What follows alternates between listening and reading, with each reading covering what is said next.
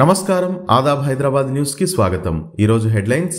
కారుకు servicing, assembly ఎన్నికల ఓటమికి నేనే బాధ్యుణ్ణి, కార్యకర్తలను పట్టించుకోలేకపోయాను, పిఆర్ఎస్ నాయకులు అలా మాట్లాడవద్దు, ప్రజలు తప్పు చేశారనడం సరికాదు, దళిత బంధు స్కీమ్ వల్ల పార్టీ దెబ్బతిన్నది, భూస్వామ్యులకు రైతు బంధు ఇచ్చి తప్పు చేశాం, లోక్సభ ఎన్నికలలో బీజేపీతో పొత్తుపై క్లారిటీ, కాంగ్రెస్ ఇచ్చిన హామీల అమలుపై పోరాటం, భువనగిరి పార్లమెంటు సమావేశంలో కేటీఆర్।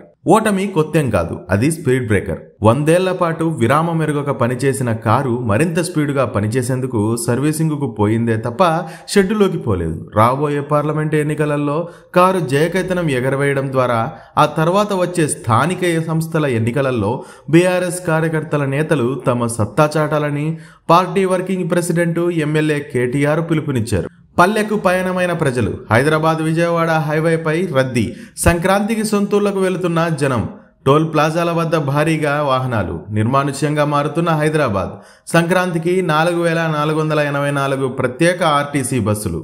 హత్య కాదు ఆత్మహత్యే, యువతి మృతి కేసు కీలక మరుపు, డిప్రెషన్లో ఆత్మహత్య చేసుకున్నట్లు గుర్తింపు, నిర్లక్ష్యంగా వ్యవహరించిన ఎస్ఐపై సస్పెన్షన్ వేటు, కశ్మీర్లో రెచ్చిపోయిన ఉగ్రవాదులు, ఆర్మీ వాహనంపై దాడి, ట్రాక్ తప్పిన ట్రాక్ విశ్రాంత ఉద్యోగి, ప్రభుత్వ వనరుల దుర్వినియోగం చేస్తున్న వైనం, గవర్నమెంట్ వెహికల్ను అప్పనంగా వాడుకున్న అధికారి, అనధికార అధికారాలను దర్జాగా అనుభవిస్తున్న 420, మాజీ ఏడీజీ డాక్టర్ జి శ్రీనివాసరెడ్డి లీలలు అన్నీ ఇన్ని కావు, అత్యంత పొడవైన సముద్ర సేతు, అటల్ బ్రిడ్జికి ప్రధాని మోదీ ప్రారంభం, కేబినెట్లోకి కోదండరాం, మంత్రి పదవి లేదా సమానమైన హోదా, ఆయనతో పాటు పలు ఆశావహులు సీనియర్లు, నెలాఖరున స్పష్టత వచ్చే అవకాశం ఉందంటూ ప్రచారం, లోక్సభ ఎన్నికల కంటే ముందే నామినేటెడ్ పోస్టుల భర్తీ, మంత్రివర్గ విస్తరణ పూర్తి చేసి ఎన్నికలకు వెళ్లాలని కసరత్తు।